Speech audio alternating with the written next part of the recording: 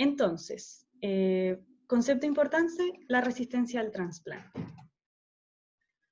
El trasplante de los almácigos. Vamos a ver que vamos a tener ciertas claves o pasos para determinar el éxito de nuestro trasplante, ya que no va a ser de repente tan sencillo como sacarla de la almaciguera y ponerla en el suelo. ¿Ya? Bueno, lo primero que tenemos que tener en cuenta es la formación de raíces. La formación de raíces va a ser lo que va a determinar la capacidad de nuestro cultivo de adaptarse mejor o peor, y a la vez la capacidad de regenerar las raíces, ¿ya? Esto quiere decir que las raíces se van a desarrollar mejor o menor en base a la cantidad de plantas de las que se rodee y qué tan juntas estén, y la forma y el tamaño de la almaciguera. ¿Qué pasa? Que las raíces de los cultivos se aprenden a adaptar al contenedor en el que están y a las condiciones en las que están. Acá, por ejemplo, en esta imagen, yo tengo una separación entre las plantas que permite que estas raíces no se toquen entre ellas. Creo que lo vimos en alguna de las clases anteriores, no sé en cuál ciclo, que hay raíces que se enredan. Creo que en el cultivo de la cebolla vimos que hay raíces que se enredan y que para cultivos de bulbo, de raíces, es más difícil después que esa planta se adapte a las condiciones tratando de separarlas, ¿ya? Quiere decir que son raíces que son más sensibles. Entonces vamos a tener en consideración que las raíces se adaptan a sus condiciones, yo necesito que tengan una cierta cantidad de espacio entre ellas, y a la vez se adaptan a los contenedores. ¿Qué pasa con los contenedores? Las raíces tienen una condición que se llama el tropismo, que es la capacidad de moverse o actuar en base a algún estímulo. ¿Qué quiere decir esto? Que, por ejemplo, lo mismo que pasa con nosotros, si nosotros vamos en un sentido y alguien nos pone un cartel o nos cierra el camino, nosotros nos vamos a desviar. Lo mismo pasa con las raíces, ¿ya? Entonces, lo que se busca con los recipientes específicos o las almacigueras específicas es que las raíces sigan una forma determinada que nosotros sabemos que es beneficiosa para después trasplantar, ¿ya? ¿Qué buscamos? Que se produzcan raíces secundarias, que son las raíces, pelos radiculares, que son las raicillas encargadas de absorber nutrientes, versus que se produzcan muchas raíces para afirmarse.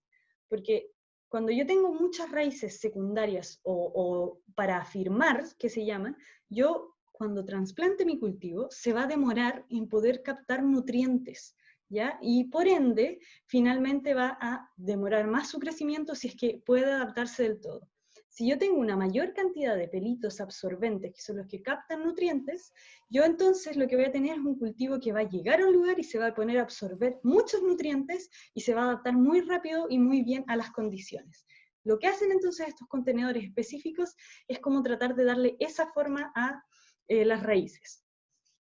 Bueno, aquí dice un poco que a pesar de que tenemos una cierta cantidad de almacigueras o de bolsas de almácigo como determinadas por el mercado, ¿ya? Sí, todas tienen algunos peros, digámosle peros, ¿ya? ¿Qué son estos peros? Por ejemplo, existe lo que se llama el enrollamiento de las raíces, que es esto que se ve acá y que se ve acá, que es este tropismo o capacidad de las raíces de sentir un estímulo y empezar a seguirlo. Lo que pasa es que la raíz va a ir creciendo y se va a ir hacia los lados y va a topar con la pared y va a girar. Y va a seguir la pared de la bolsa. Y como estas bolsas son redonditas, lo que se va a empezar a generar es un enrollamiento de la raíz. Y este enrollamiento va a, en primer lugar, no generar muchos pelitos secundarios, porque va a ser una misma raíz que va a seguir y va a seguir enrollándose. Y en segundo lugar, puede generar lo que se ve acá en esta imagen, no sé si la ven bien esta imagen, ¿sí? Ya, que es que las raíces como que se cruzan entre ellas y se produce un estrangulamiento de sus propias raíces por parte de la planta. Entonces, este enrollamiento de las raíces es muy común que suceda en almácigos, sobre todo, o en plantas de trasplante, sobre todo cuando nosotros nos hemos pasado del tiempo del momento clave del trasplante.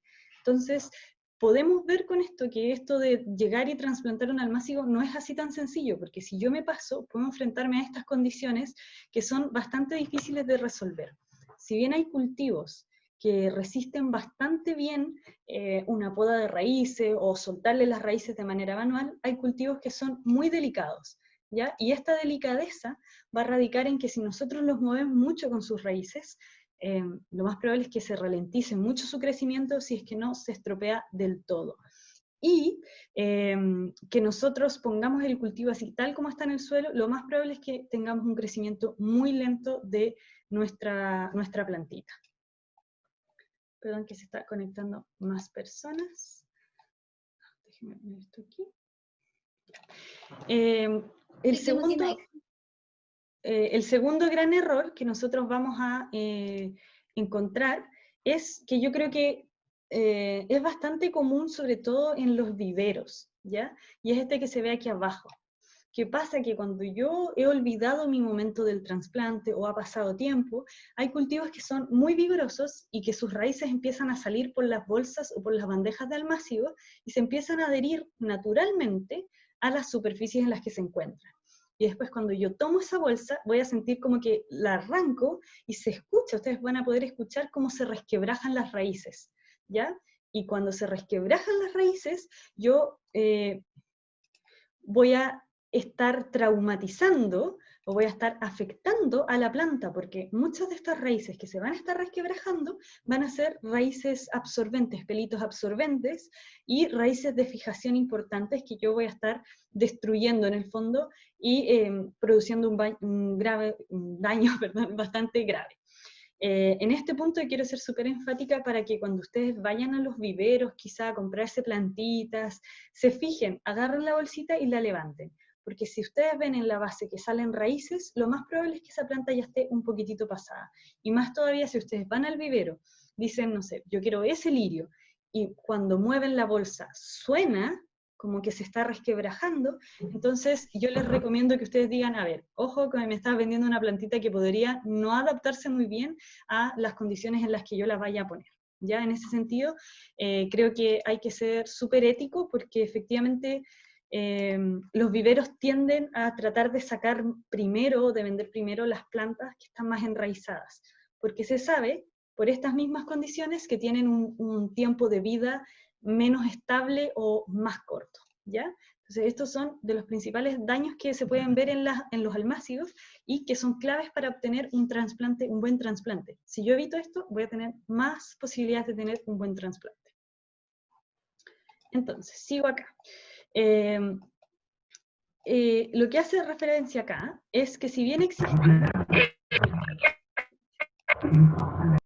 Ahí sí. Que el sonido me llegó que si bien existen ciertas plantitas que se adaptan muy bien a una poda de raíces, tenemos que ser súper estratégicos con respecto a esta poda de raíces. ¿Qué es la poda de raíces? Yo siempre creo que les he explicado que tratemos de considerar que la parte de abajo es lo mismo que la parte de arriba de una planta, esas proporciones. Entonces, yo tengo que ser igual de cuidadosa que cuando podo mi rosal o podo mi duraznero, que cuando podo las raíces. ¿Por qué? Porque si yo podo mis raíces de manera incorrecta o muy invasivamente, voy a estar traumatizando a mi planta y generando toda esta consecuencia que yo les estaba diciendo antes de adaptación. Entonces, ¿qué se recomienda? Que yo pode raíces generalmente de manera pareja, porque así me aseguro que voy a tener todas mis raíces con la misma posibilidad de adaptación y no voy a cambiar la estructura no sé por qué no de la se raíz. escucha, mami. Ahí silencié. Entonces, que ustedes cuando pueden, primero de manera pareja. En segundo lugar, siempre nos tenemos que asegurar de dejar al menos unos 2 o 3 centímetros de raíces si es que yo tengo una buena cantidad de planta, porque yo si dejo muy poquitas cantidades de raíces, si yo dejo 1 centímetro, lo más probable es que mi planta, en vez de lo primero que hacer cuando tome suelo, es generar nuevas raíces y empezar a absorber nutrientes, lo que va a hacer es tratar de estabilizarse, generar alguna raíz principal que le permita adaptarse y luego recién empezar a absorber nutrientes. ¿Cuál es el problema de esto? No solo mi planta va a estar como estresada tratando de adaptarse, que puede hacerla más susceptible o sensible a plagas, enfermedades, sino que también voy a estancar mucho su crecimiento. Y en muchos casos, se los digo porque yo lo he visto que haya pasado, como hago este manejo y estanco su crecimiento, termino perdiendo la temporada de crecimiento de ese cultivo, ¿ya? Entonces, ¿cuándo yo voy a podar mis raíces? En general, las aliáceas o las liliáceas, como la cebolla, el puerro, el cibulet, se adaptan bastante bien a una poda de raíces y en algunos casos se recomienda porque les da un nuevo empujón, porque son cultivos de raíz y resisten súper bien esto. Entonces, de repente se les recomienda, si yo tengo un cibulet medio decaído, que se recomienda hacer una poda de raíz y de mechas, que se llaman, y trasplanto, ni un problema. También siempre se recomienda podar las raíces adventicias. Si yo tengo un cultivo que está con una buena cantidad de raíces y veo que empiezan a salir raíces de otros lados, es mejor, como de la base del tallo, por ejemplo, de las raíces adventicias, es mejor podarlas, porque lo que hacen esas raíces es que consumen muchos nutrientes, como tratando de generar una nueva planta. Entonces tampoco centran toda su energía en nutrir nuestro cultivo principal. Y, por supuesto, tratar, por ejemplo, de sacar siempre las raíces de que estén en las bolsas, que ya las sobrepasen, hay que tener cuidado con eso. Y, bueno, en esta imagen lo que se hace es un poco reducir la cantidad de raíces para soltar un poco como esta, ¿cómo decirlo?, esta malla de raíces, esta peluca de raíces que está ahí, con el fin de que la planta pueda como respirar y expandirse un poco más. Y eso solo se recomienda cuando yo tengo raíces que se ven así, que están como muy compactadas, ya como se veía también en esta imagen, ya que son raíces muy compactadas, entonces en ese caso se sugiere hacer una poda. Siempre con cuidado, ya, porque también la poda de raíces puede dejar muy susceptible a las plantas ¿cómo se llama esto?, a la presencia de enfermedades, sobre todo del suelo, pudriciones y los que son los llamados nematodos, ¿ya? Entonces, ¿qué tenemos acá? Bueno, la idea aquí, yo sé que varios se manejan súper bien con el tema del trasplante, pero igual les quisimos con Pedro mostrar como estas claves, porque nunca está de más ser reiterativo con el proceso de trasplante, ¿ya? En primer lugar, en el momento de dice las raíces habrán tomado la forma del contenedor. ¿Qué significa esto? Que yo voy a poder sacar mis raíces así, ¡pum!, y se va a salir ya sea de la almaciguera o del cono, yo voy a poder tirar un poquitito mi plantita y las raíces van a estar tan bien adaptadas que van a haber como consumido todos los nutrientes y va a ser como solo como se ve acá. Y eso yo lo voy a poder sacar sin muchos problemas. ¿Qué pasa cuando yo, por ejemplo, pongo mucho sustrato en mis contenedores o pongo un cultivo en una bandeja con mucho espacio? Las raíces van a tender a expandirse como creciendo, entonces no voy a tener esta concentración de pelitos radiculares que me van a ser tan beneficiosos, sino que voy a tener que sacar mi almácigo como haciendo una palita con la mano, preocupándome de no dañar estas raíces, sabiendo de que si mi contenedor no es como restringido, las raíces van a estar expandidas un poco más, ¿ya? Entonces, clave, si tengo almaciguera o un contenedor pequeño, puedo tirarlas y sin ningún problema deberían salirme mis raíces. Si tengo un contenedor más suelto o una bandeja, voy a tratar de dar este efecto de pala con pinza y sacarla, ¿sí?, para no dañar raíces. ¿Cómo sabemos cuándo se trasplanta? Lo que hemos dicho tantas veces con Pedro, cuando ya tengo la tercera o cuarta hoja real. Si muchos tienen dudas, dejen que crezca un poquitito más. Tamaños en los que no es de repente tan recomendable trasplantar 25 o 30 centímetros, que es cuando ya está como así la planta. Lo más probable es que ahí ya estemos pasados, ¿sí? Pero si tengo dudas, es mejor que esté un poquitito más grande que más pequeñito, sobre todo si lo voy a trasplantar a un suelo directo y no a una maceta, ¿ya? Las macetas tienden a ser una atmósfera más controlada, así que se adaptan un poquitito mejor. Bueno, ahí, por ejemplo, soy súper enfática con que no se pierda la forma de las raíces. Después vamos a hacer un agujero en el suelo. El método de trasplante más sencillo es que yo ocupo mis dedos y voy haciendo como un hoyito así. Yo hago un hoyito, meto mi trasplante, saco mis deditos y aprieto a la base. Ese es todo el sistema de trasplante. Acá, por ejemplo, ese hoyito lo están haciendo con un lápiz. Pero la idea es que yo vea cuando saque mi almácigo, vea la profundidad de raíces que tiene y haga un agujero de ese mismo tamaño. Por lo general en las almacigueras estandarizadas es súper fácil predeterminar la profundidad de raíces que van a tener. pero cuando yo lo saco en mi bandeja o en otras circunstancias no va a ser tan sencillo, así que yo les recomiendo ese método. Si estoy trasplantando, que de repente, por darles un ejemplo súper real, pasa que en la feria, al menos yo, no sé, ustedes se tientan con almácigos que venden, yo siempre me tiento, siempre compro, soy súper tentada, es terrible. De Clásico. repente son así, son más viejos y ustedes toman la bolsa y está súper apretada. En ese caso, antes de sacarlo de la bolsa, se recomienda como hacer como un masajeo de la bolsa, soltar un poquitito la bolsa, como presionando, pero sin trozar la raíz, soltando un poco para que se despegue de la bolsa. Porque cuando nosotros trasplantamos de bolsas, el trasplante ideal es el mismo que la almaciguera. Yo voy a tomar mi cultivo y lo voy a poder sacar y se va a desprender de la bolsa naturalmente. Y ahí yo voy a soltar un poco y voy a poner en el suelo. Mucha gente lo que hace es, hago mi agujero, por ejemplo, para trasplantar arbustos, árboles, hago mi agujero, saco el suelo, pongo mi planta y empiezo a taparlo con la misma tierra y encima pongo esa tierra magnífica de hojas que compré o el compost espectacular. Súper clave error. La tierra con más nutrientes siempre tiene que ir directo a nuestras raíces, ¿ya? Porque lo que se alimenta la planta es a través de sus raíces. Entonces, si yo tengo un compost rico, casi que es ideal reemplazar esa tierra que yo tenía por un compost, para yo así nutrir mejor mis plantas. Así que esas serían como las claves de este trasplante de almácigos. Bueno, entonces, luego pasamos, ya sé cómo hacer mis trasplantes, vamos a pasar al proceso de siembra directa. La siembra directa, yo me imagino que muchos saben, es simplemente el que yo voy a preparar un suelo en su contenedor definitivo, ya sea mi caja de cultivos, el suelo de mi patio o un macetero, y voy a poner ahí mi semilla, considerando que no la voy a trasplantar, no la voy a mover de ese recipiente definitivo. Eso es lo que nosotros vamos a llamar siembra directa.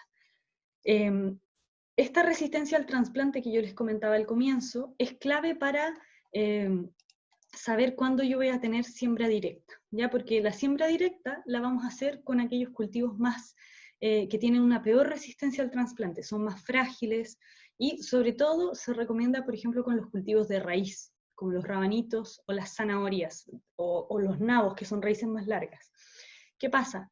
Que estos cultivos en la almaciguera, no nos podemos olvidar que la zanahoria o el nabo es una gran raíz engrosada. Entonces, este efecto que yo les decía de enrollarse o de como curvarse, es lo mismo que pasaría en nuestras raíces pequeñas, es exactamente lo mismo, entonces no nos podemos olvidar de eso. Y después, cuando esa zanahoria que se curvó un poquito en la almaciguera, la trasplantamos al suelo, lo más probable es que siga creciendo con esa curvatura y por ende va a tener un crecimiento defectuoso, ¿ya? Si bien está también asociada a la siembra directa con semillas más grandes, no necesariamente es el caso, porque hay un caso bien curioso que me gustaría mencionarles. No sé si Pedro concuerda conmigo, pero yo he trabajado con semillas de acelga certificadas que vienen de ANASAC o qué sé yo, y esas semillas de acelga, cuando uno las pone a suelo directo, es muy difícil que crezcan bien. Sin embargo, si ustedes tienen semillas de acelga como más asilvestradas, se van a dar cuenta que crecen sin ningún problema en suelo directo. Pero las semillas, realmente las semillas comerciales, que están súper procesadas, cuestan mucho más, son unas acelgas mucho más delicadas versus unas acelgas que uno llama carne de perro, que de repente uno se topa en la orilla del camino, ¿ya?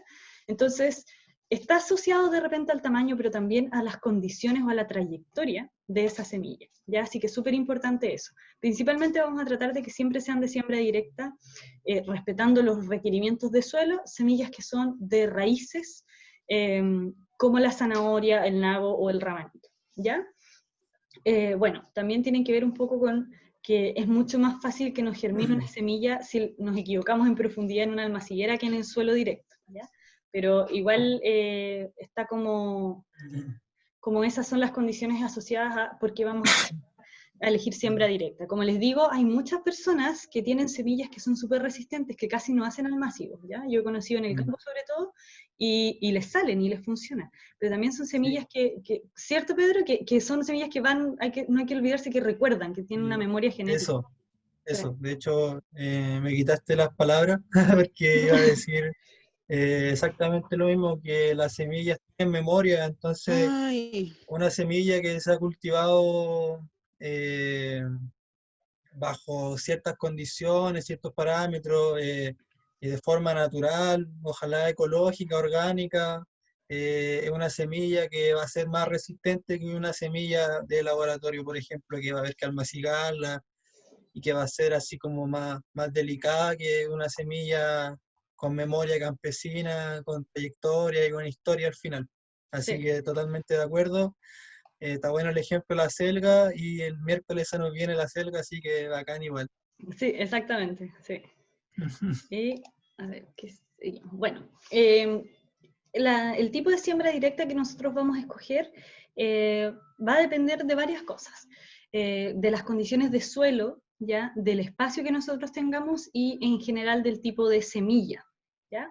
Eh, son 4 los tipos de siembra directa que les vamos a mostrar. La primera es muy específica a generalmente cereales o a leguminosas que se van a ocupar como abono verde o forrajeras, que es la siembra al voleo. Es simplemente el proceso en que yo voy a lanzar mis semillas, como se ve en esta imagen, sí, las lanzo sobre un suelo preparado y después se pasa por lo general un rastrillo suave para incorporar un poco esas semillas al suelo, pero de manera bastante superficial. ¿Ya? ¿Qué es recomendable? Cuando yo hago siembra al voleo, por lo general voy a estar trabajando con semillas bastante ligeras, que como son las semillas de cereal. Entonces se recomienda que yo en un saquito mezcle las semillas con un poco de arena. Lo que hace la arena es que les da un peso a la semilla. Entonces yo cuando arroje esas semillas, si me viene una ráfaga de viento, voy a tener menos posibilidades de que se me vuelen las semillas y que yo termine perdiendo más semillas. Es un proceso, este sí que es un proceso muy milenario, muy antiguo, y la verdad es que tiene un margen de error, si bien tiene un margen de error muy alto porque pierdo muchas semillas, la verdad es que es para condiciones en que voy a tener muchas semillas con disponibilidad de perderlas y que la verdad es que se adaptan súper bien, crecen súper parejas, las siembras al voleo y es porque precisamente es difícil poner semilla por semilla de cereal. No sé si ustedes han visto la semilla de una avena o de una linaza, para tener una gran cantidad se necesita este tipo de siembra. ¿Ya? tengo Y tres mensajes en esa huerto es agropecuario, no sé qué será, mira. ahí está la señora Rosa en conflicto. Entonces, esa es la primer tipo de siembra que vamos a tratar, ¿ya? ¿Las pueden ustedes hacer en espacios pequeños? Sí, no es problema.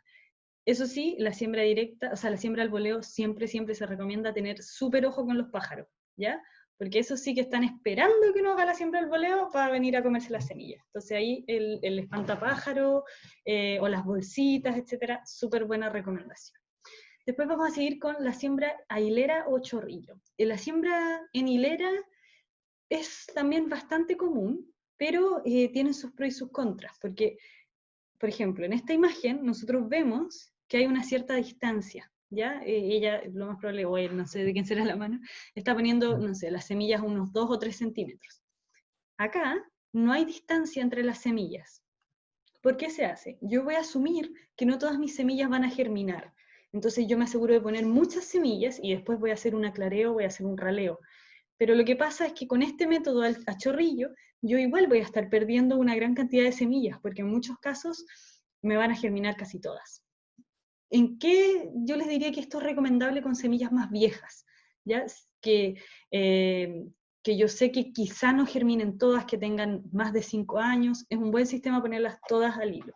Si no, siempre se recomienda ponerlas a una distancia del marco de plantación, independiente que si yo voy a ponerlas cada 15 centímetros, ponga más 2 semillas cada 15 centímetros, pero no voy a tener toda esa enorme cantidad de semillas. También, obviamente, quiero ser enfática en que este sistema es un sistema a chorrillo que se llama, que se ocupa mucho en el campo, donde son muchas extensiones de terreno que tienen que cubrir, entonces no tienen el tiempo de poner cada 15 centímetros. En las huertas urbanas es más fácil intervenirlas y ponerlas cada 15 centímetros, ¿ya? O la distancia que sea específica de cada especie. La siembra en hoyo es simplemente que vamos a ir haciendo un hoyo y poniendo las semillas. Este hoyo va a estar en la distancia eh, que va a tener finalmente la planta, sea su marco de plantación, 10 centímetros, 15 centímetros, 20. Pero que la clave va a ser que el hoyo va a ser la profundidad exacta de la semilla. En el caso de la hilera también voy a hacer la semilla a la profundidad, pero después lo voy a ir cerrando. En este simplemente es un hoyo, yo pongo semilla, ¿ya? En algunos casos es súper buen sistema, por ejemplo, para porotos o para habas, porque ese hoyo me absorbe la semilla sin ningún problema, yo sé que mi semilla es grande, que se adapta súper bien, ¿ya? También para semillas de repente más ligeras, algunos los recomiendo. Finalmente, vamos a tener la siembra en 3 bolillos. Este sistema es como hacer un zigzag. Y lo que este sistema contempla, que es esta imagen chiquitita que se ve acá, es hacer el mayor uso posible de la superficie, ¿ya? Porque yo, en vez de tener, voy a tener que tener, no sé, por las plantas a 20 centímetros acá, 20 centímetros acá, es decir, que todo el margen sea equitativo, yo aquí voy a poder achicar un poco ese margen de plantación para sacar más provecho a la superficie. Es simplemente ponerlas en zigzag, ya como se ven estas imágenes, y así voy a aprovechar mejor la superficie. Y lo otro súper beneficioso, que también por lo que puse esta imagen es eso, es que es más sencillo intercalar especies. Ya voy a tener acá lechugas, y en el otro zigzag voy a tener cebollas, y en el otro voy a tener otra variedad de lechugas. Entonces, es un poco, de hecho yo diría que es el más recomendado, que el más utilizamos en la agroecología por lo mismo, y en general es bastante usado, sobre todo ustedes lo van a encontrar en, por ejemplo, plantaciones grandes de árboles frutales. Ahí se ocupa mucho porque sacan mayor provecho a la superficie. Bueno, el momento de siembra y de trasplante es bastante importante en la agroecología. Yo igual soy en este sentido un poquito más flexible, ¿ya? Obviamente todos hemos puesto y sembrado cuando la luna no está y que se supone que no es el buen momento, ¿ya? Y a todos nos han salido los cultivos. Pero lo que pasa es que efectivamente hay un crecimiento mayor de raíces si nosotros plantamos en el momento más adecuado por la luna. La manera más sencilla en que se lo voy a explicar, porque creo que hay una clase en la que vamos a andar un poquitito más en esto, es que yo voy a tener luna llena y luna nueva que van a ser de cosecha, ¿ya? Así a grandes rasgos. Y cuarto creciente y cuarto menguante que van a ser de siembra. Para cultivos de raíces, siempre es súper recomendable sembrarlos en la luna menguante. ¿Qué significa esto? Lo que se ve acá. Que la savia, el movimiento va a estar bajando las raíces. Entonces voy a concentrar toda la energía en la creación de raíces, en el engorde de mis raíces, en la adaptación de las raíces. Y para los cultivos de hoja se recomienda siempre sembrar en creciente, porque si bien voy a generar raíces, voy a estar preocupado de que crezcan hojas más firmes y más grandes. Obviamente la diferencia es bastante sutil, ¿ya? Si ustedes lo empiezan a aplicar metódicamente, igual se van a dar cuenta que hay una diferencia, pero es bastante sutil. Entonces, eso que ustedes lo tengan claro, si quieren seguir la luna, ese es el momento ideal para hacer siembra y para hacer trasplante, ¿ya? Y luego seguimos con las raíces en el suelo. Le hemos hablado harto de las raíces ya.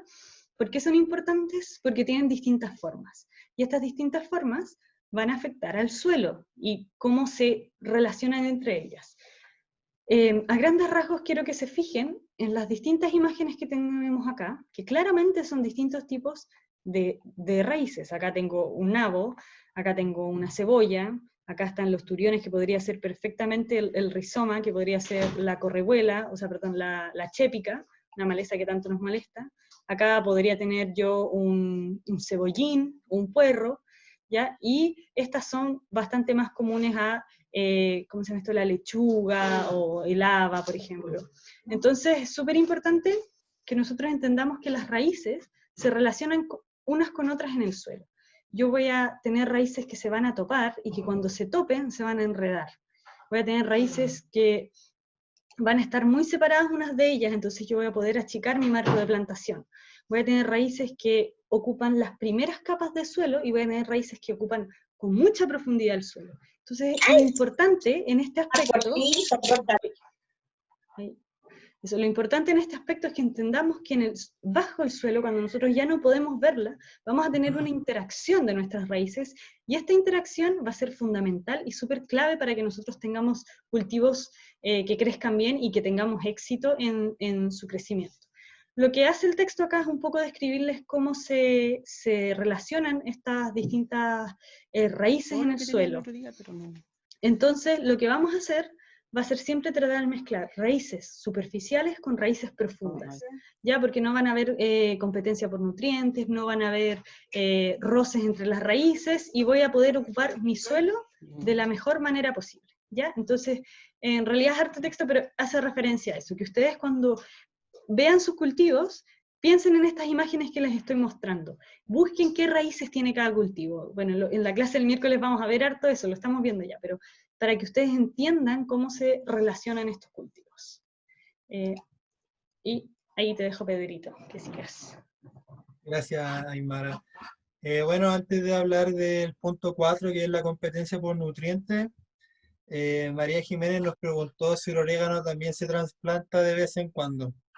Bueno, lo que yo creo, no sé si la Aymara me corrige o complementa con algo, es que el orégano es súper resistente. Entonces, por ejemplo, si usted compra un orégano en la feria o en un vivero, yo le recomendaría que lo trasplante al tiro en su lugar definitivo, porque el orégano se va a terminar adaptando de forma súper sencilla y va, con que usted lo riegue, va a empezar a crecer y va a dar estas hojitas de orégano. Después va a florecer y después va a tener más orégano, y en verdad el orégano es súper bondadoso. Así que por mi parte yo le recomendaría que si se compran una plantita de orégano, póngalo al tiro en su lugar definitivo para que pase solo una vez por este estrés que significa el trasplante, porque queramos o no, debido a la agricultura vamos a hacer diferentes cosas que van a estresar a nuestras plantas, aunque nosotros lo hagamos con todo el cariño y de la mejor manera posible, las plantas igual se estresan. Entonces, esa es mi recomendación. No sé qué opinas tú, Aymara. Sí, lo mismo, que en realidad el orégano es súper resistente, y también el orégano tiene esta característica que hemos visto, que cuando la ramita del orégano toca suelo, empieza a enraizar, empieza a echar raíces. Entonces el orégano se va a propagar por distintos medios, por raíces, porque va a ir creciendo y porque genera raíces de sus ramitas, ¿ya? Y la verdad es que crecen súper rápido estas raíces, crecen, si el orégano toca suelo, ya en una semana podríamos empezar a ver unas delicadas raícitas blancas. Así que el orégano efectivamente se trasplanta súper bien, como dice Pedro, y crece súper rápido, ya cuando encuentra un ambiente que le gusta mucho, ¡buah!, crece un montón. Sí. Yo tuve acelga y Y semilló, y después semillo. tenía, sí, la verdad es que, no sé si ustedes lo habrán visto, pero la selga es semilla, una varita, y de esa varita salen muchas, muchas, muchas semillas.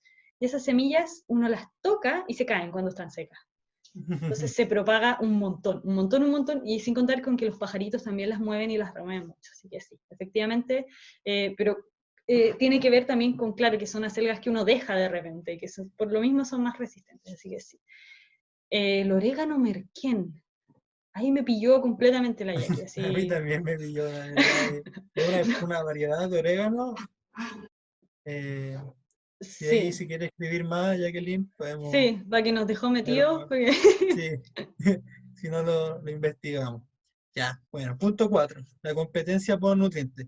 Principalmente esta diapositiva habla de que en cierta etapa del cultivo la planta va a necesitar diferentes nutrientes.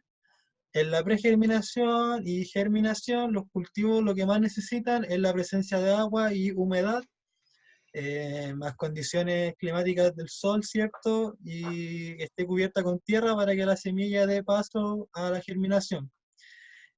Como ya lo hemos conversado, la germinación consiste en el nacimiento de una de una plantita a partir de la semilla, y que genera los cotiledones, que son las primeras hojitas.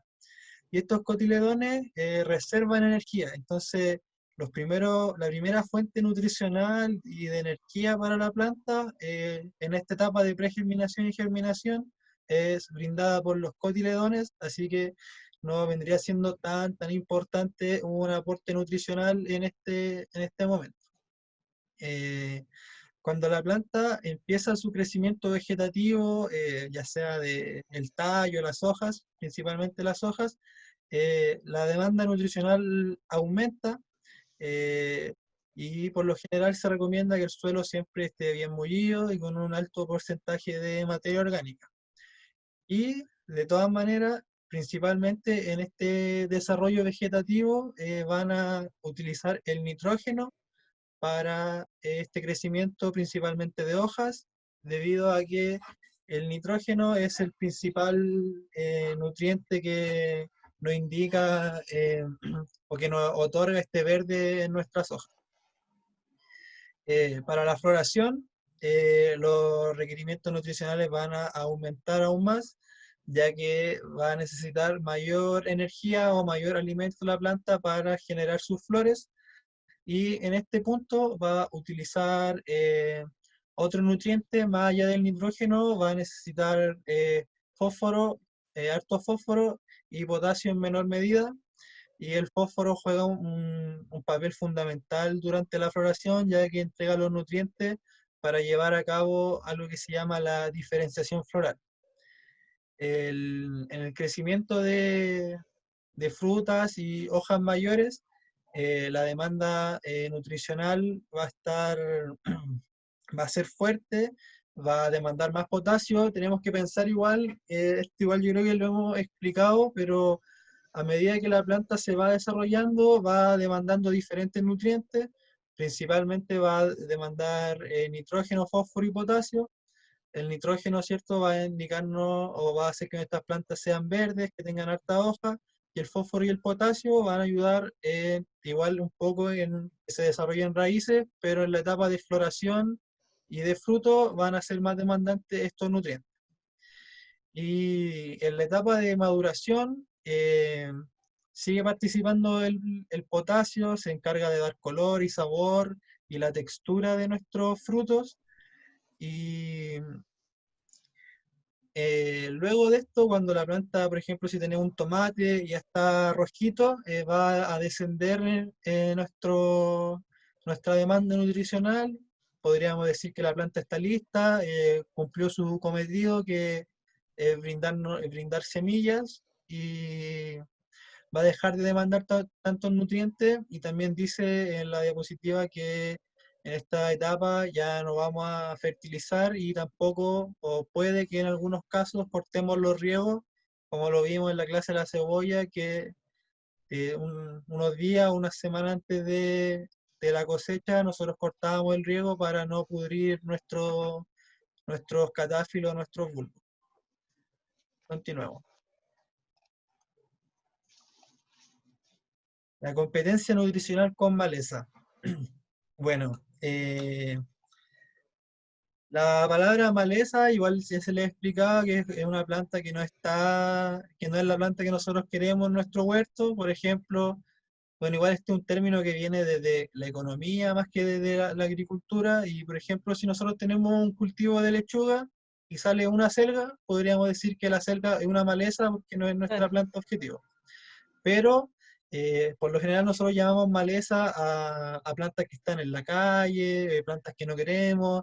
Tenemos la chépica, que es la más odiada, tenemos la correhuela, eh, hay hartas malezas, incluso hay malezas comestibles, pero ¿qué ocurre? ¿Por qué estas malezas se llaman malezas? Debido a que las malezas tienen la particularidad de que eh, no necesitan tantos nutrientes, no necesitan tanto sol, no necesitan tanta agua, no necesitan un suelo mullido, no, todo lo que nosotros le hemos enseñado, la maleza no necesita tanto eso, sino que con lo mínimo ella se desarrolla, y esto es gracias a su metabolismo, a su raíz, etcétera. ¿Y qué ocurre con todo esto? Que si a nosotros tenemos maleza en nuestro huerto, nuestras plantitas, que van a ser la lechuga, la cebolla, la selga, etcétera, se van a ver perjudicadas, debido a que estas malezas van a competir por los nutrientes, y lamentablemente para nosotros le van a ganar a nuestra hortaliza, por lo que siempre nosotros recomendamos este tema de enmalezar constantemente, de estar atentos y de cuidar la propagación de maleza en nuestro huerto. Además, son plantas resistentes a las plagas y de muy rápido crecimiento. Así que con las malezas hay que tener cuidado, porque debido a sus condiciones que las hacen ser malezas, son como más poderosas, más fuertes que nuestra hortaliza. Viste para atrás. sigamos con la que viene. Aquí, ya hablaba. Los cultivos y su relación en el suelo. En el suelo, bueno, eh, ya hablamos de los almácigos, ¿cierto? De la siembra, y ahora vamos a hablar de los cultivos y su relación con el suelo. Para entender esto, tenemos que saber que no todas las plantas funcionan igual, no todas tienen las mismas raíces, algunas plantas se van a desarrollar de formas diferentes a las otras, pero aparte de esto, las raíces suelen emitir sustancias que cambiarán características del suelo y alertarán o afectarán los espacios de estos cultivos. Entonces tenemos una palabra que se llama alelopatías. ¿Y qué son las alelopatías? Nos referimos a la capacidad de algunos cultivos para afectar a otros a través de un proceso de emanación de sustancias llamadas aleloquímicos. Y estas sustancias o compuestos segregados por las plantas a través de procesos biológicos serán alelopatías positivas o negativas de acuerdo a cómo influyen en los cultivos. Entonces, las alelopatías son segregación o emanación de sustancias a través de las raíces. Sin embargo, las hay positivas y negativas. Esto es un término que viene más bien como de la ecología o de cómo funcionan los ecosistemas, etcétera. Pero aquí con la Aymara clasificamos o les vamos a describir 4 tipos de alelopatías diferentes. Tenemos una que es la alelopatía comensalismo, que significa que una especie se verá beneficiada de otra y la otra permanecerá indiferente. Entonces, esta alelopatía la podemos llamar alelopatía positiva, debido a que una especie se ve beneficiada y la otra no se ve dañada. Tenemos alelopatía amensalismo, que significa que una especie se verá afectada de forma negativa por la otra y la otra permanecerá indiferente. Entonces, aquí ya es una alelopatía negativa debido a que estas raíces están haciendo que nuestra otra planta se esté viendo afectada, por lo que no va a ser óptimo para el desarrollo de alguna de nuestras plantas. Tenemos otra alelopatía que es la alelopatía monopolístico, que para una especie la interacción será negativa y para la otra positiva. Entonces acá, por ejemplo, si nosotros queremos potenciar una planta, podemos ocupar este tipo de alelopatía a nuestro favor, y la otra planta que está como brindando el apoyo a la otra, que no va a ser como, por ejemplo, una planta que nosotros vayamos a cosechar, la dejamos lamentablemente que sufra, pero va a estar cumpliendo un rol o un manejo ecológico para nuestros cultivos. Y tenemos la alelopatía inhibitoria, que significa que la interacción será dañina para todos los cultivos que participen de ella, así que este tipo de alelopatía no es positiva en ningún aspecto. Nos preguntan si el mata malezas es malo. Es mejor arrancarlas, aunque es difícil. Sí, es mejor arrancarla. El mata malezas es súper malo, debido a que un mata malezas no es tan como nos lo venden, que es mata malezas, sino que de repente son mata todo. Entonces, si nosotros agregamos un producto mata maleza, la maleza es una planta, entonces nosotros podemos afectar tanto nuestra tierra. En la primera clase creo que le hablamos de que el suelo era un organismo vivo, que tiene que tener nutrientes, que tiene que tener interacción de bacterias, hongos y diferentes microorganismos, eh, y agregar estos productos químicos llamados mata maleza van a acabar con todo lo que les mencioné, además de la maleza, pero esto nos va a perjudicar a nuestro huerto. Como por ejemplo el Roundup. ¿Se acuerdan los que vieron el video de Monsanto? Eh,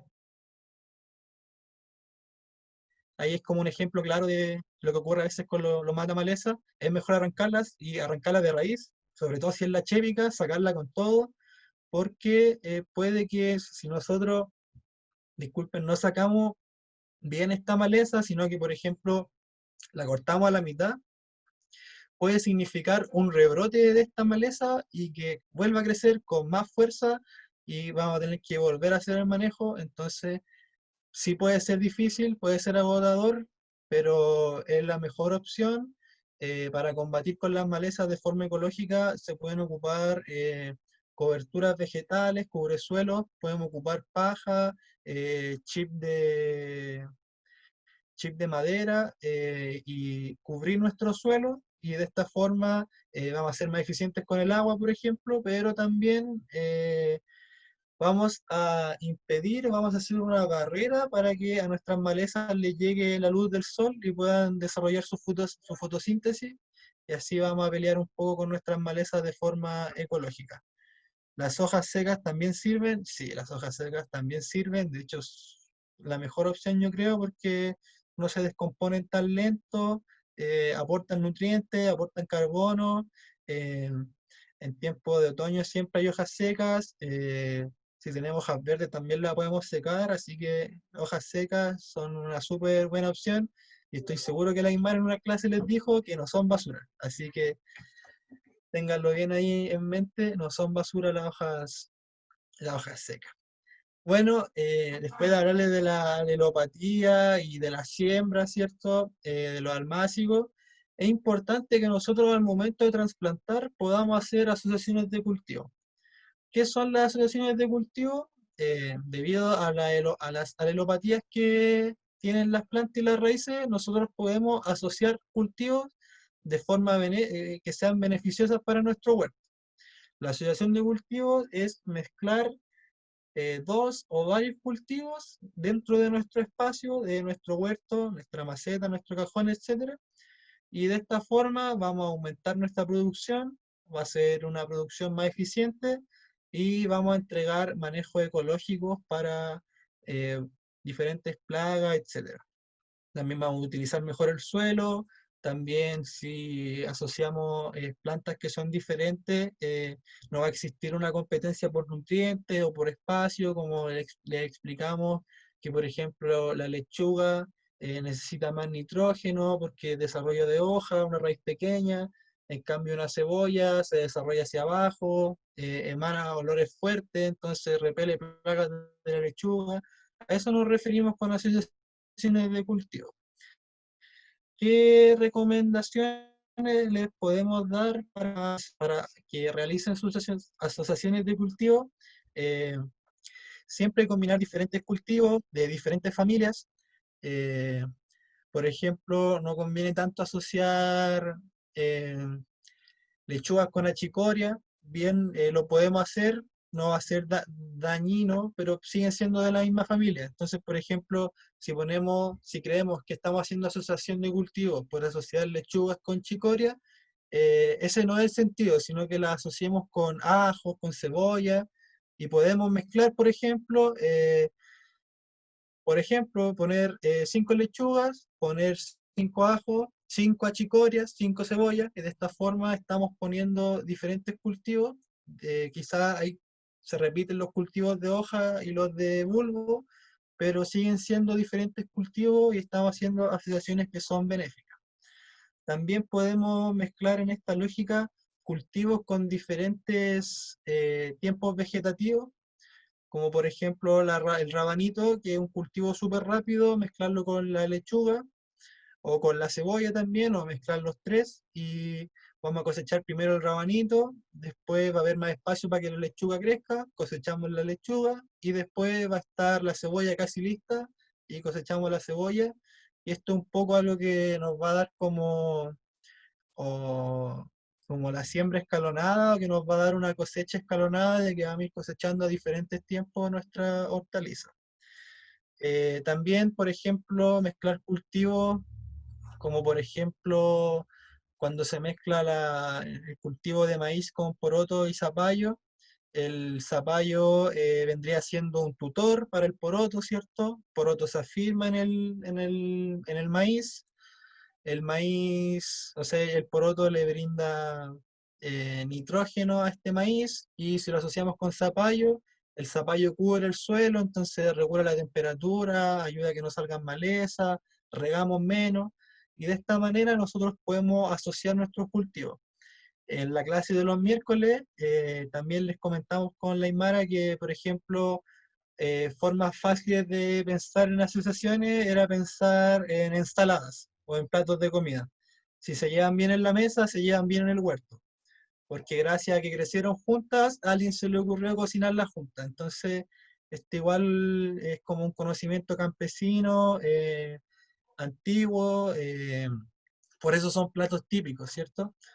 Entonces, esas son recomendaciones que yo les daría, o que con la Aymara quisimos transmitirle en esta clase, para que puedan hacer sus asociaciones de cultivo. Aquí no creo que se vea bien, pero hay una tabla de asociaciones positivas, negativas, y bueno, esa tabla ustedes la pueden encontrar en internet, hay varias más, entonces de repente si quieren llegar más allá, buscar esta tabla en internet. Por lo general la información de estas tablas está buena, están estudiadas, entonces eh, como que confío en estas tablas, igual las he visto, las he leído, así que Sí, eh, igual en ese sentido, Pedro, les tenemos hecho un compilado de estas tablas, por eso también se puso así, cosa que la idea es que también ustedes vean lo mismo que les decía Pedro, como la dinámica de lo que es una tabla de asociaciones, para que si buscan en internet entiendan que es una tabla que tiene varias demostraciones de asociaciones, pero de todas maneras se les va a juntar en el material de apoyo todas las tablas de asociaciones, las tablas de plantas acompañantes, las de trampas, las de benéficas, todas las asociaciones que nosotros manejamos, para que no se preocupen que esa información igual la van a tener. también podemos, gracias Aymara, también podemos en nuestras asociaciones asociar, por ejemplo, plantas medicinales, flores. Por ejemplo, las flores van a traer insectos benéficos que van a ser depredadores de insectos que se alimenten de plantas o fitófagos, que van a ser nuestras plagas. Entonces nosotros podemos asociar también con flores, hacer una franja de flores, ¿cierto? Por un costado, por el medio, etcétera. Ahí va a depender un poco del diseño que le queramos dar. Y algo importante, sobre todo bajo nuestra lógica de hacer agroecología, eh, la agroecología se basa en algo que es el agroecosistema. ¿Que es un agroecosistema? Un sistema de producción agrícola intervenido por el hombre bajo principios ecológicos.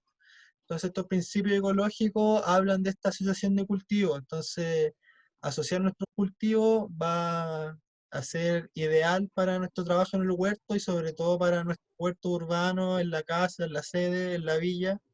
Tenemos que hacer este tipo de agricultura que nos van a dar, eh, como por así decirlo, variedad de cosecha, ¿cierto? Y también nos van a brindar ayuda y apoyo, que al final las plantas se van a apoyar entre ellas, pero nosotros las vamos a poner como lógicamente en cierto lugar para que se genere este beneficio. Sí. Continuemos. Espérate, que hicieron una pregunta interesante. Preguntan si los cactus ayudan en algo como biosistema. Yo personalmente no sé mucho de cactáceas, de cactus, sí sé que en su periodo de floración atraen muchos polinizadores, así que yo por ese lado diría que sí, pero no sé tampoco mucho. No sé si Pedrito tú podrías complementar algo. Eh, no sé, en verdad, no me manejo mucho en el tema de los cactus, creo que es algo que nunca he investigado, Tampoco. así que no sé, pero acuerdo contigo, las flores de los cactus son súper lindas, así que deben atraer insectos polinizadores.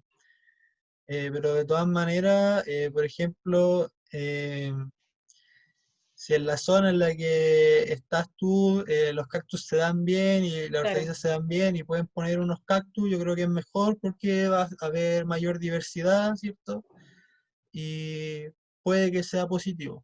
Claro, si se trata de algo endémico, o sea, de flora nativa, yo creo que en la mayoría de los casos va a ser positivo porque va a regular los ecosistemas. Aparte, los cactus tienen unas raíces que no son tan invasivas tampoco. Eh, Después preguntan, ¿las flores deben estar dentro del huerto o pueden estar cerca dentro del mismo patio? No sé si lo mencionamos, creo que lo mencionamos más adelante, pero Lo que se hace con las flores es que pueden trabajarse de distintas maneras, pueden estar entre los cultivos, ahí Pedrito lo va a explicar un poco mejor en las diapos que quedan, pueden estar entre los cultivos o pueden hacerse lo que se llaman cercos repelentes o protectores, que pueden estar, porque creo que están en alguna de las diapos, podemos hacer cercos de hasta 10 metros de distancia de nuestros cultivos y hasta 10 metros de distancia entre las emanaciones aromáticas, etcétera, etcétera, pueden ayudarnos como barrera. Entonces, la idea es que apliquemos un criterio que nos permita decidir que estas plantas no van a estar, las flores, por ejemplo, no van a estar influyendo con sus raíces en nuestros cultivos o van a ser dañinas, sino que van a convivir bien. Yo diría que ese es el criterio porque perfectamente pueden intercaladas, no es para nada un problema. Sí, bueno, sí, totalmente de acuerdo con lo que dice Aymara. Por ejemplo, tenemos un huerto, ¿cierto? Un cuadradito, y podemos hacer que este cuadrado esté rodeado de flores. O si bien, por ejemplo, tenemos cultivos, pongamos una hilera de lechuga, una de cebolla, otra de lechuga, y podemos poner una de flores y continuar con la cebolla, las lechugas, y de esta forma tener las flores presentes en nuestro huerto. Así que ahí, por ejemplo, también los cajones de cultivo se utiliza en ambos extremos flores o en ambos extremos y al medio.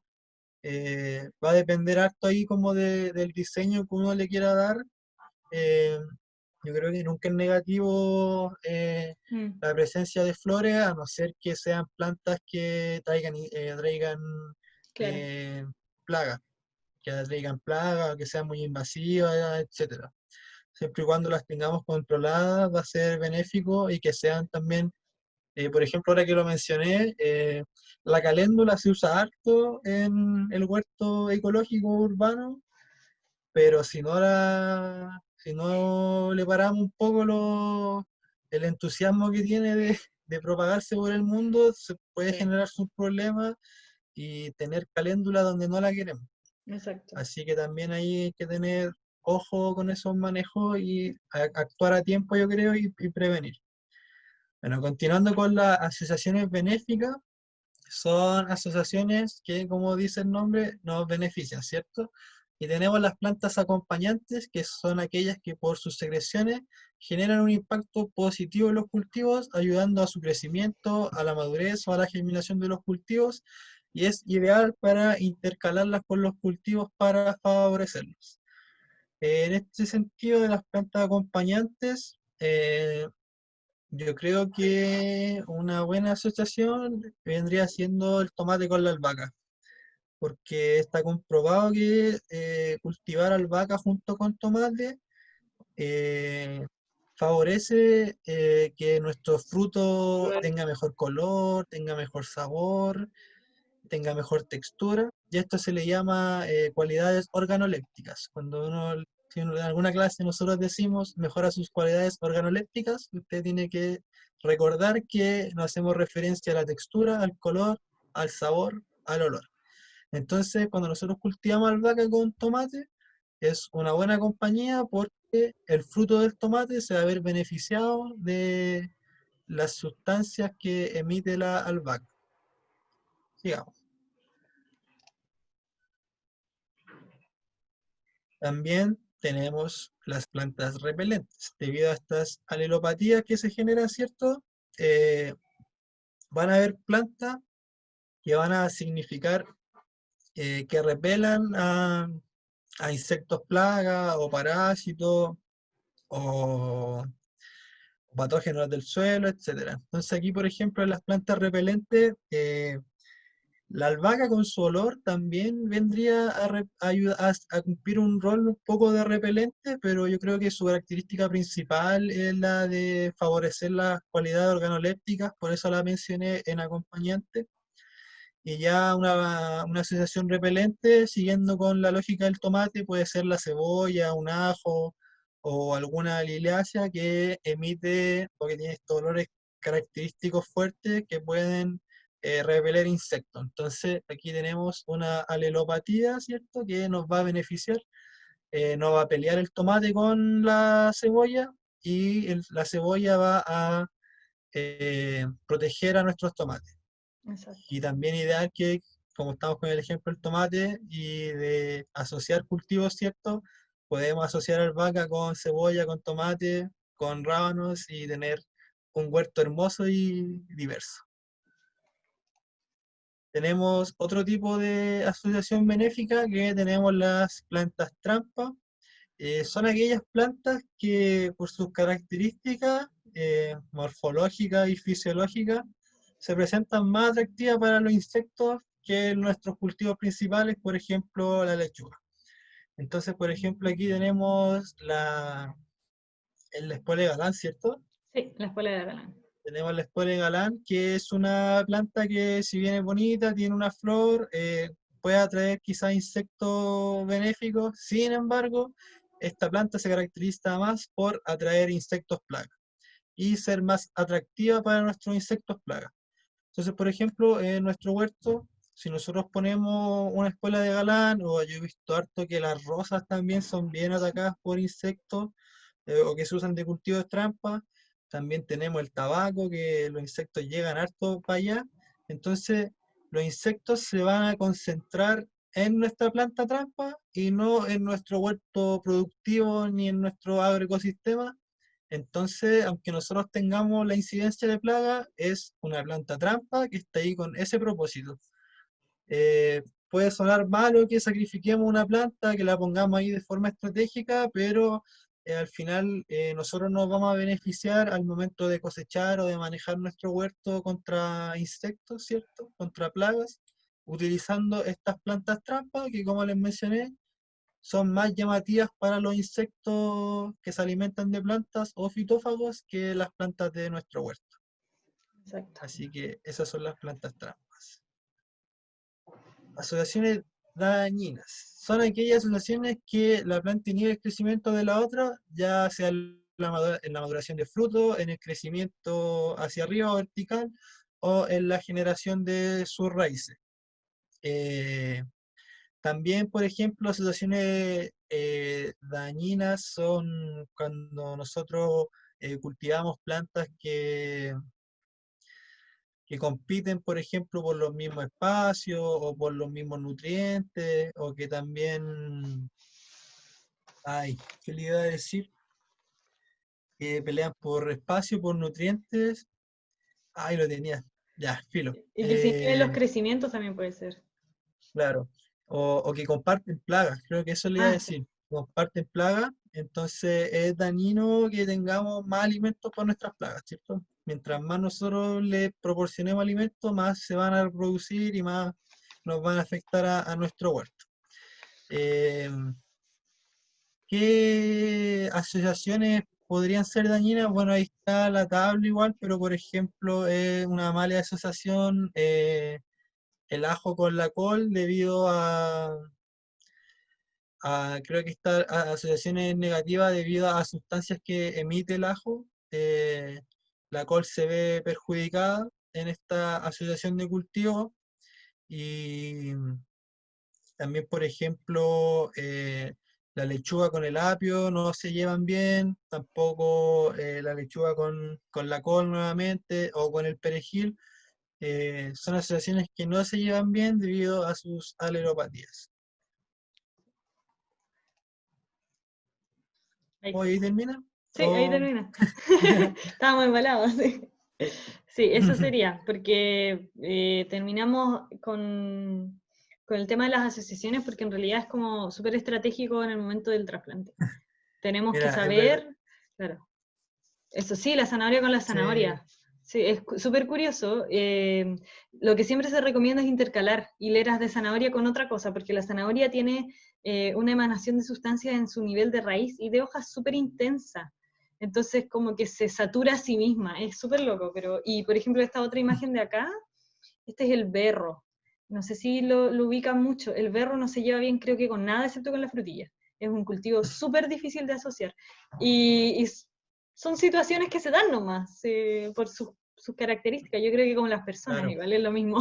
claro. Sí, y estas alelopatías son sustancias químicas que están estudiadas, entonces hay una base teórica que respalda esto, pero al final es como la naturaleza siendo naturaleza. Sí, exacto. Más que otra explicación no creo que haya. Exacto, sí. Bueno, el tema de las asociaciones, la razón por la que hilamos esto de esta forma es por eso, porque es súper importante que ustedes conozcan ya desde el momento en que se empiezan a hacer los almácigos, dónde los van a poner, cómo los van a acomodar Ujú. y con qué los van a asociar, ¿ya? Porque de repente podemos que por gusto hacemos almácigos queremos sembrar cultivos que no se llevan bien entre ellos, entonces tenemos que entender nuestro espacio en función de cómo se van a llevar nuestras plantitas para poder desde la primera etapa, o sea, desde el másico siembra, saber cómo vamos a sacar el mayor provecho de lo que tenemos, ¿ya? Así que no sé si tienen preguntas, dudas, consultas. Entonces igual, bueno, un poco lo mismo que les dijo Aymara, pero esto de hablarle de los almácigos y terminar con asociaciones tiene ese sentido y de que de esta forma le ayuda un poco a planificar su huerta al momento de, no sé, de comprar semillas, de conseguirte Claro, semillas y después decir, ya, voy a almacigar, en qué fecha estamos, qué puedo almacigar. Ya, por ejemplo, ya estamos, bueno, todavía hay una helada, pero yo creo que en un tiempo más ya vamos a poder almacenar nuestros tomates o incluso ya si tenemos un invernadero o donde dejarlo dentro de la casa, ya podemos estar sí, germinando semillas de tomate. Entonces, por ejemplo, pensar con qué puedo asociar el tomate. Ya les mencionamos que la albahaca es súper positiva, la cebolla, el ajo, entonces eh, planificar esto en conjunto y va a traer diferentes beneficios porque vamos a ocupar mejor el espacio en la huerta, vamos a tener esta compañía de plantas, vamos a tener este repelente natural que se brindan las mismas plantas.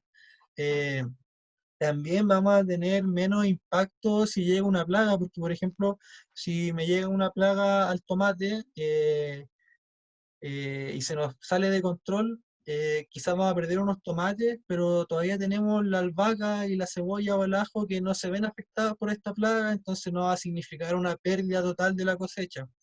claro. Entonces, de esta forma es súper positivo, se usa mucho, o sea, si hablamos de agricultura urbana, ecológica y de agroecología, hay asociación de cultivos sí o sí. En la primera clase igual hablamos de todos los impactos que han generado los monocultivos a través del tiempo. Entonces, esta es la alternativa y es la alternativa que se usa y que igual está basada en estudios, pero en estudios que observan a la naturaleza, en cómo se comporta y de qué plantas crecen en un bosque o en un sitio juntas. Hay una razón para que ellas crezcan juntas, Claro. entonces de esta manera nosotros podemos replicarlas en nuestro metro cuadrado, en nuestro patio o en nuestra maceta. Exacto. Así que espero Ahí, que les haya gustado la clase, un placer como siempre y puedan hacernos las preguntitas ahora. a ver, ahí están. Por ejemplo, cibulet, melisa, orégano, cilantro, ¿se llevan? En general, de esa combinación se llevan sin problema. La más complicada sería la melisa, porque también es una de las más aromáticas. Es media complicada la melisa porque requiere un suelo un poco más amable, ya es como más, ¿cómo se llama esto? Como egoísta con el tipo de suelo. Y por otro lado, en esa asociación específica, les diría que consideraran que el orégano crece, como les comentaba Pedro, mucho y muy chascón y es bastante invasivo. El cibulet es, al contrario, muy poco invasivo, entonces que tengamos conciencia de los espacios, cómo se van a ocupar en ese espacio, pero por alelopatías no tendrían problema. Después yo tengo apio con acelga y tomillo. Tampoco hay mucho problema ahí, en realidad el tomillo es bastante beneficioso para los cultivos de hoja porque ahuyenta varias plagas, porque es bastante aromático, así que tampoco hay problemas con esa asociación. ¿Cuál es la mejor flor para ahuyentar a los bichos del tomate? En realidad son varias. En primer lugar, la albahaca ahuyenta también a la mosquita blanca, que es un gran problema en el tomate. Por otro lado, también tenemos la borraja, es bastante beneficiosa, aunque es un poco invasiva, ¿ya? Y, ¿cómo se llama? El tajete. El tajete es bastante útil, ¿ya? En general para todos los cultivos. Sí, no sé si, creo que estaba en una imagen. Así que podrían con eso estar bastante, bastante bien. ¿El berro se puede plantar en huertos? Sí, se puede plantar, pero el berro requiere varias condiciones de humedad. Le gusta, de hecho, ustedes naturalmente lo pueden ver mucho en las vertientes. En las vertientes naturales crece con mucha frecuencia el berro, ¿ya? Entonces, sí se puede plantar, pero requiere hartas condiciones como de agua, de humedad, y como les decía, se lleva mal con muchos cultivos. Entonces, si voy a tener berro, tengo que tener solo berro. Tengo que estar pendiente de que no compita con ningún otro cultivo, y la verdad es que más que le compitan a él, el berro tiene unas raíces que emiten sustancias que inhiben el crecimiento de otros cultivos. Las asociaciones solo si comparten la misma tierra.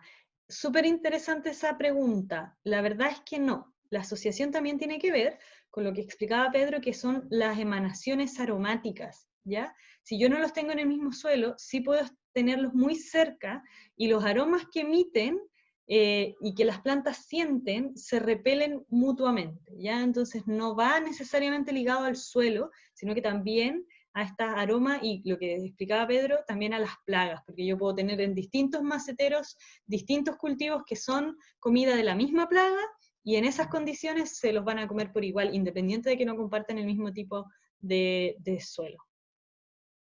Igual nos pregunta, dice que si en el macetero influye, Claro. la verdad yo nunca he asociado plantas en un macetero, pero no creo que sea negativo siempre y cuando dentro de este macetero esté el espacio necesario para cada una. Exacto, sí. O sea, si está el espacio necesario para las dos, yo creo que va a ser positivo siempre, pero ya si las plantas les queda chico la casita, ahí puede ser un poco más complejo. Exacto. Sí. No sé si quedará alguna otra duda, alguna consulta. A ver si hay, parece que estamos. Bueno, como siempre, si les quedan dudas o consultas, nos escriben al WhatsApp. Igual les quería comentar que sí, cuando lo mismo que les expliqué al comienzo, yo estoy al debe con varias clases, las voy a mandar mañana, pero les voy a avisar, ¿ya? Así Ojo, es, yo siempre les voy a avisar, sí. Eso les quería pedir un poquito de paciencia porque estamos intercalados con turnos éticos. Entonces, con Pedro estamos turnándonos para ir, entonces hay días que llegamos corriendo de la pega, y cuando estamos allá no tenemos mucho tiempo de mandar el material. Entonces, un poquito de paciencia, pero sí o sí yo tengo anotados a todas las personas que les debo material a las clases. Así que les van a llegar. De todas maneras, como siempre, yo aviso en el momento en que las envío. Así que eso, si les queda alguna duda de esta clase, nos las escriben por WhatsApp y no tenemos ningún problema en responderlas. Así que cariños a todos y nos vemos el próximo lunes, y los que están el miércoles, nos vemos el miércoles. Así que eso. eso. Chao a Cuídense todos, todos, que estén súper bien. que estén Gracias muy por estar acá. bien. Nos Sí. vemos. Nos vemos, chao.